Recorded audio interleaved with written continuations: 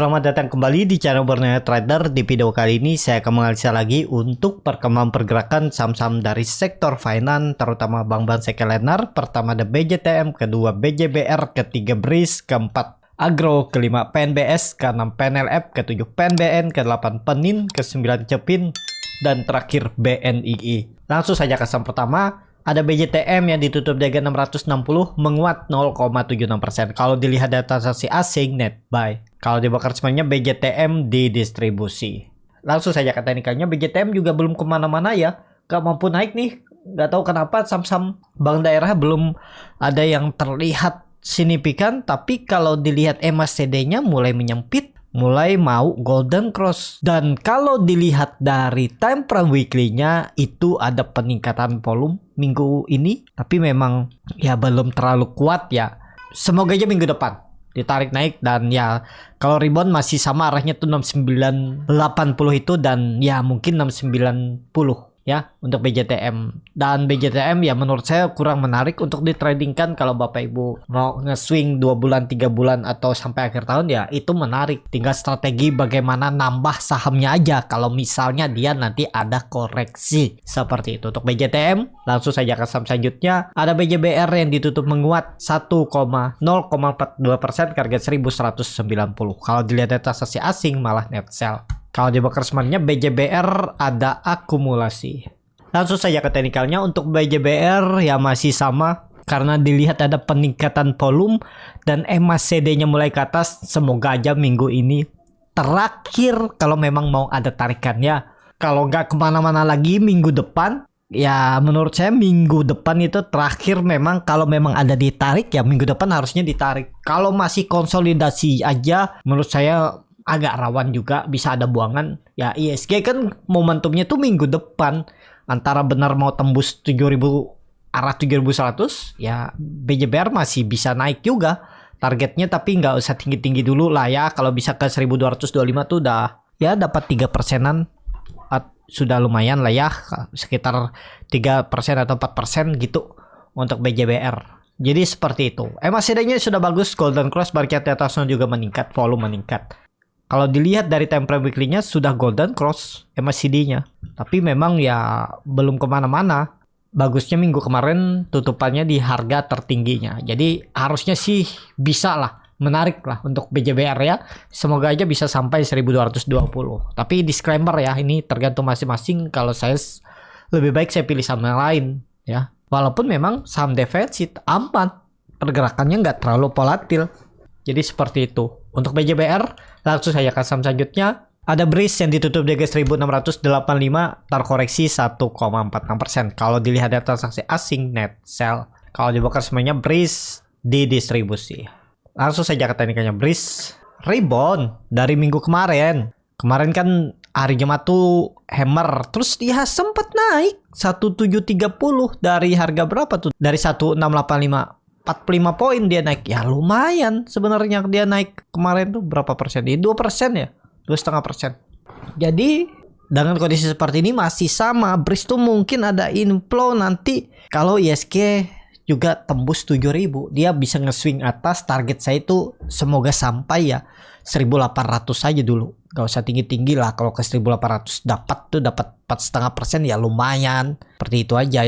Tapi disclaimer ya, harga sekarang kalau stop lossnya cukup jauh juga. Terus di bawah 1650 tuh mendingan tinggalin dulu. Nah risk reward bisa seperti ini, 1:1 untuk BRIS. Kalau dilihat dari time frame weekly-nya, candle-nya ya cukup bagus, menutup penuh candle minggu sebelumnya, dan volume cukup meningkat. Ya mestinya sih nge-swing atas ya BRIS minggu depan. Seperti itu untuk BRIS. Langsung saja ke saham selanjutnya. Ada Agro yang ditutup di harga 350 sama harga penutupan hari sebelumnya. Kalau dilihat data transaksi asing net buy.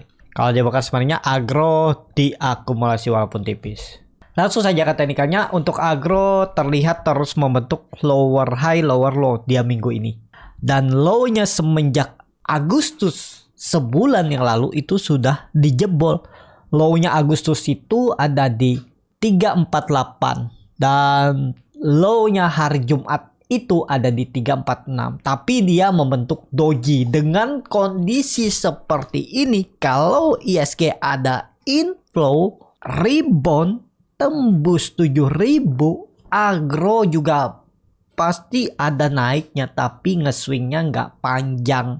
Mungkin yang nge-swingnya 360 370 itu udah cukup bagus, sampai nggak 380 dengan kondisi seperti ini. Ya tergantung market. Kalau market mendukung ya bisa-bisa aja, tapi Bapak Ibu targetkan aja kalau bisa dapat seminggu atau 2 minggu ke depan sekitar 6% itu udah cukup bagus ya untuk agro seperti itu. Dan risknya kecil aja nih, kalau berminat paling ya 3% 4% ya, risk reward 1:1 lah, karena Bapak Ibu targetkan 6% ya cut lossnya ya di bawah 6%. Kalau bisa di 5 atau 4% aja udah cut loss aja seperti itu. Tetap menurut saya ya psikologis pasar, kalau ya sekitar tembus 7.000 pasti saham-saham juga akan ngerek ke atas, pasti kecipratan. Tapi ada yang naiknya tinggi, ada yang naiknya biasa aja ya, itu dapat kesempatan bisa cari profit seperti itu. Untuk agro kalau dilihat dari time frame weekly-nya koreksi, tapi koreksinya biasa aja. Menurut saya minggu depan sih technical rebound agro, tapi disclaimer ya untuk agro.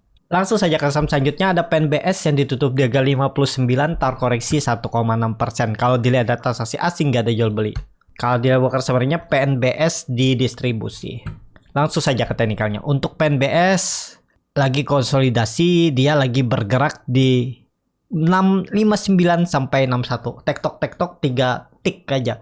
Jadi kalau PNBS saya lebih ke wait and see aja dulu ya, karena MACD-nya juga mulai dead cross mengarah ke bawah, bar chart di bawah juga meningkat. Kalau dilihat dari time frame weekly-nya juga ya kurang bagus ya. Tapi kita lihat aja kalau minggu depan ada inflow bagus, dia bisa tembus resisten konsolidasinya semenjak Agustus kemarin 61, dia bisa tembus 62 dan bertahan ya. Kalau Bapak Ibu mau spekulasi buy silahkan juga. Kalau nekat beli harga sekarang, saya yakin nih PNBS akan naik minggu depan. Siap saya stop loss misalnya 10% atau jebol 58 saya cut loss, nggak peduli kalau dia ada mantul di 55 ya boleh juga seperti itu. Risknya ya paling Bapak Ibu 3,39%. Udah kalau mau lebih konfirmasi 53 cut loss, harga sekarang 10% ya bisa juga. Rewardnya minimal aja, tarik aja ke 63 64 itu nih. Kalau dikasih segitu ya lumayan 8% ya. Nggak usah sampai tinggi-tinggi ya. Targetkan aja EMA 200-nya ini pendek-pendek aja ya. Semestinya idealnya seperti ini risk reward-nya ya, cut loss saja. Pokoknya ini kan terlihat dia sudah konsolidasi semenjak Juli, bertahan di atas 5960. Kalau dijebol itu ya udah tinggalin. Kalau di tanggal 24 Agustus itu dia cuman open gap down terus tarik naik, bertahan ya aman. Beda cerita kalau misalnya Senin besok dia tutup di bawah 57. Nah itu indikasinya kan jebol seperti itu. Untuk PNBS langsung saja ke saham selanjutnya. Ada PNLF yang ditutup di harga 290, terkoreksi 0,68%. Kalau dilihat data transaksi asing net sell. Kalau di broker semuanya PNLF diakumulasi walaupun tipis. Langsung saja ke teknikalnya, PNLF masih mencoba berjuang untuk bertahan. Kalau sampai jebol sih Senin, kalau Bapak Ibu punya mending skip aja, jual aja. Dan PNLF itu sudah beberapa kali mencoba menembus 300, gagal terus. Sempat mencoba di 28 Agustus tembus 300, gagal. Selasa tembus lagi, gagal. Rabu tembus lagi, gagal. Akhirnya Kamis jebol ya ke bawah. Tapi memang masih di atas 290. Dan doji, kita lihat aja minggu depan kalau jebol ya udah. Menurut saya sih lemah. Itu aja ya. Kalau untuk PNLF kalau jebol 290 kasih toleransi misalnya berapa? 2% lah dari support. Supportnya 290, berarti 2%-nya sekitar 6 poin apa ya? Ya 6 poin berarti 284 ya, tinggalin aja dulu. Kalau mau untuk tren jangka pendeknya, tapi kalau Bapak Ibu mau tren jangka menengah pakai average down ya beda cerita lagi, beda strategi kan. Tapi ya kalau jangka menengah Bapak Ibu harus siap sabar menunggu. Dan di mana strategi average down-nya ya itu tergantung Bapak Ibu. Kalau mau melihat gimana sih cara average down saham-saham finance ataupun lainnya, Bapak Ibu bisa join di komunitas Borneo Trader di YouTube ya. Pilih gabung, pilih yang pro trader. Di situ ada cara Bapak Ibu untuk average down saham-saham berfundamental bagus, yang pastinya berfundamental bagus ya. Saya nggak rekomendasi kalau untuk saham-saham yang fundamentalnya kurang bagus, apalagi saham-saham gorengan ya nggak ideal. Kalau saham-saham seperti PNLF ya boleh-boleh aja. Jadi seperti itu aja untuk PNLF. Hati-hati kalau dia sampai jebol 290. Langsung saja ke saham selanjutnya. Ada PNBN yang ditutup di harga 1295, terkoreksi 0,76%. Kalau dilihat data transaksi asing net sell. Kalau di broker summary-nya PNBN diakumulasi walaupun tipis. Langsung saja ke teknikalnya. PNBN memang dia koreksinya volumenya makin kecil dan bahkan setengah volume saat koreksi hari Kamis. Dan apakah ini bisa ditoleransi? Mestinya masih bisa ditoleransi. 1295 itu ya masih dekat mepet dengan 1300 supportnya. Kondisi seperti ini harus hijau Senin ya. Kalau dia terus turun, apalagi turun lebih dari 2%, 3%, apalagi 4%, ya indikasinya patah tren uptrendnya ini dan lanjut downtrend seperti itu ya. Untuk PNBN ini juga ada neckline, neckline-nya itu ada di 1300, itu bisa pola cup and handle seperti ini. Dan kalau ini jebol ya arahnya 1200 bahkan bisa ke 1100 ya untuk PNBN. Jadi seperti itu aja untuk PNBN. Kalau mau beli harga sekarang ya, kalau Seninnya hijau candlenya ya, kalau Bapak Ibu mau spekulasi buy silahkan juga. Seperti itu untuk PNBN. Langsung saya ke saham selanjutnya. Ada Penin yang ditutup di 1050, terkoreksi 0,47%. Kalau dilihat data transaksi asing net sell. Kalau dibongkar semuanya Penin didistribusi. Langsung saja ke teknikalnya. Penin yang harusnya jadi swing low nggak mampu naik juga minggu kemarin ya.